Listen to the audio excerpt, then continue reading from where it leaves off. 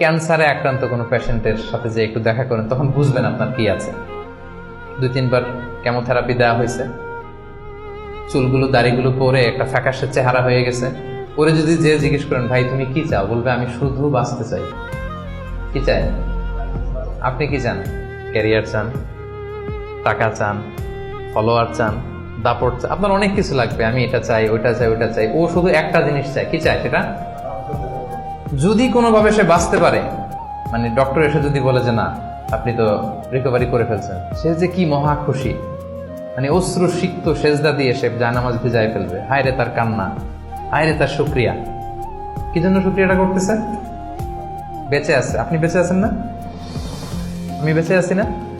তো আমি বেঁচে আছি, এই বাঁচতে পারাটা তার কাছে স্বপ্ন। চিন্তা করছেন ব্যাপারটা? এই যে আমরা শ্বাস প্রশ্বাস নিচ্ছি, কি সুস্থ সুন্দর জীবন যাপন করতেছি, এই বেঁচে থাকতে পারাটা একজনের কাছে স্বপ্ন, মহা স্বপ্ন। সে শুধুই বাঁচতে চায়।